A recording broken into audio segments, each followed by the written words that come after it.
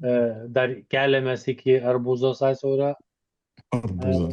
apkalbėti. Ten buvo nutrauktos darybos, kalbama apie atnaujintas darybas.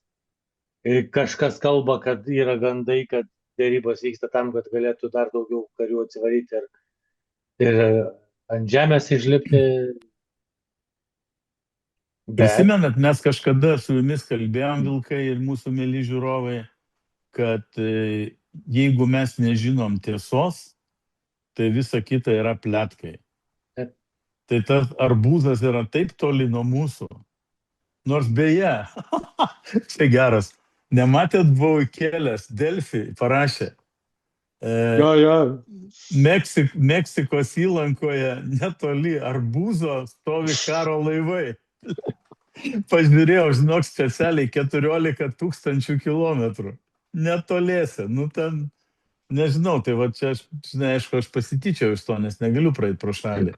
Kai žiūriu 7 kanalus vienu metu 24 valandas per parą, žinai, tai randi ten visokiausio aukso.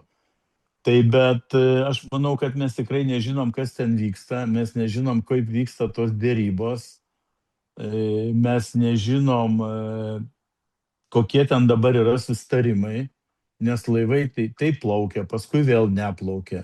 Dabar Trumpas sako, kad jis tai uždarys tą sąsiaurį. Ten yra daug dalykų, bet man tik tai keista, bent mano turiniam žiniom, tai per tą vietą perplaukia tik tai 20 maždaug procentų naftos, ne? Tai kodėl visam pasaulyje taip sukilusios kainos, tai čia, nežinau, nenoriu spėlioti, bet klausimų yra kaip visada. Užsipirkė iš anksto kainos.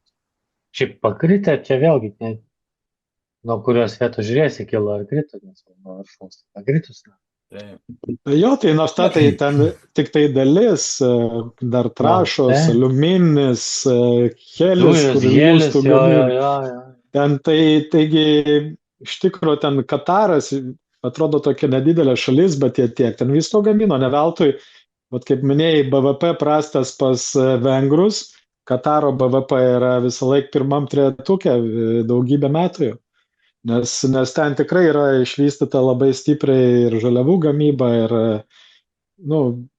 iš visapusiškai labai šustra valstybė. Ir čia yra skaudus smūgis jiem. Ir tokia dar irgi pusiau sąmokslo teorija.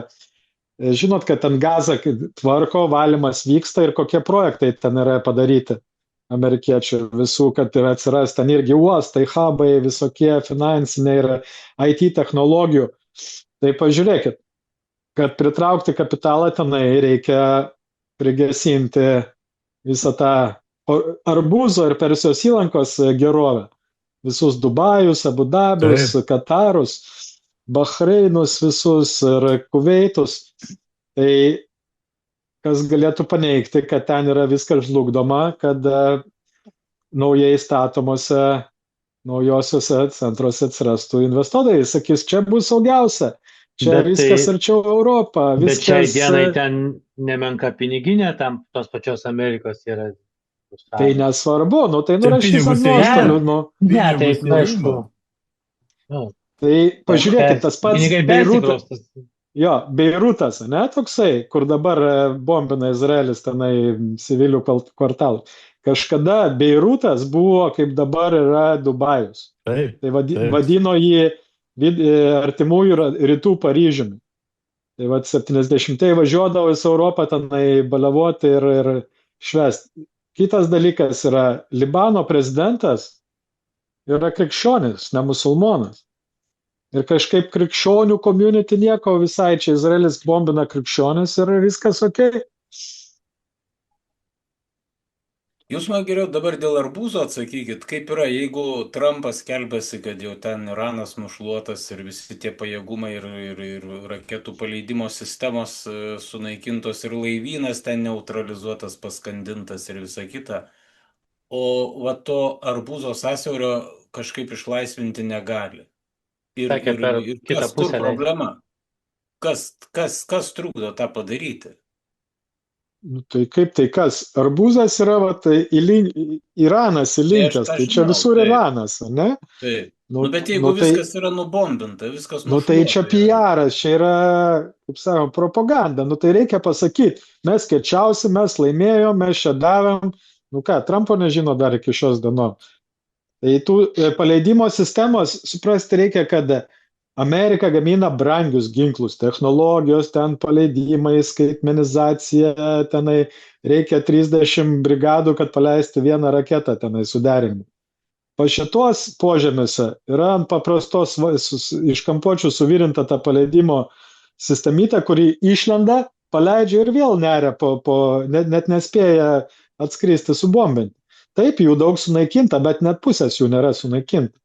O jų tenai yra 10 tūkstančių. Taip kad čia tas toksai karas irgi daug televizijoje yra iš visų pusių propagandos. Ir iš Irano, ir iš Izraelio, ir iš Amerikos, iš visų kitų. Nu, tai matom, kas vyksta Rusijoje ir Ukrainoje. Tas patsgi irgi kiek ten, po 1,5 rusų per mėnesį nužudo. Ne? Bet kai keičiasi kūnais, tai Rusija atveža 1000, ukrainiečiai atveža 44, tai kažkaip tai nesusidėlioja tas skaičiai.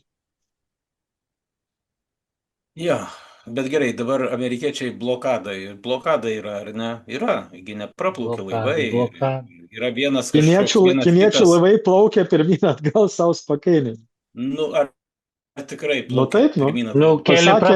Keli praplaukė. Jo, tai jis pasakė, čia pas mus yra susitarimas su Iranu tarpusavio ir niekas nebando trukdyti. Ir viskas plaukia. Ir dar juaniais jie atsiskaitai ir filipiniečių laivai praplaukia. Tai ten, sakau, viskas yra biznis, daug propagandos, o kaip ten viskas vyksta, tai... Sakė, kad leis plaukti per Omano pusę iraniečiai. Tai galės toj pusėje plaukti kitų laivų. Faktiškai Iranas atrodo šitoj situacijoje laimėtojų. Bet visi apsiskelbė visose pusėse, visi laimėjo. Tai yra win. Tai yra visur win. Tai apsiskelbė, taip aš sakau, kaip aš matau tą situaciją. Tai dar nesibaigia, Alvi. Dar niekas nesibaigia. Jo, tai čia dar niekas nesibaigia. Tarpinė stotelė. Ar čia dėrybos įvyks? Nors vakar buvo, dabar neatsimenu. Jo, Teherane dabar yra iš Pakistano atstovai, jo dabar neatsimenu, to žurnalistas, gan reikšmingai, įtakinga ir populiari žurnalistė, būtent Respublikonų partijos tokia palaikytoja, buvo pas Trumpą Baltuosiuose rūmuose. Ir jinai išėjo iš Baltųjų rūmų ir kiti žurnalistai jos klausė, tai apie ką kalbėt? Ir jinai sako, kai klausinėjau Trumpo apie Irano karą, tai sako, tas karas buvo. Tai sako, tai ką, buvo karas, tai nebebus. Trumpas sako, ne, karas baigėsi. Tai bet vėlgi, ką Trumpas pasako, jis vieną ryte pasako vieną, vakare kitą, tai čia irgi negali. Paskambinti žurnalistai, kad rytoj nueitų pas Trumpą, gal gaus kitą atsakymą. Tai būtent. Tai kas kalbėjo šitas Irano tas, aš socialiniuose tinkluose labai dažnai matau Teherano universiteto, man atrodo, profesorius, jo pavardė iš M raidės Mandi kažkaip. Jo, Morandis, jo. Jo, kaip jisai pasakojo, taip apie dėrybas, sako, kaip mūsų atstovai, sako, nuvyko, sako, jie pilnai turėdami įgaliojimus, kai buvo dėrybos Vansas, Kušneris ir Vitkofas ir tos pirmosios Islamabade dėrybos, tai sako, Vansas, viceprezidentas, skambučiai, sako, daro kam? Skambina Izraelio premjerui Netanyahu. Bosui skambina. Derinti veiksmų, klausti, kaip čia dabar daryti. Tai, kiek galima tikėti, bet kažkaip tai aš klausausi... Nenuostabu. Kelia pasitikėjimą kažkodėl, man tie pasakojimai atrodo nuoširdus, aišku, naivus gal aš esu, kad aš tikiu, bet kažkodėl... Saulium patikėjau. Bent jau, Saulium. Aš patikėjau, kad jis nuoširdžiai verkė, tai aš tuo patikėjau, vaidinu, tai patikėjau.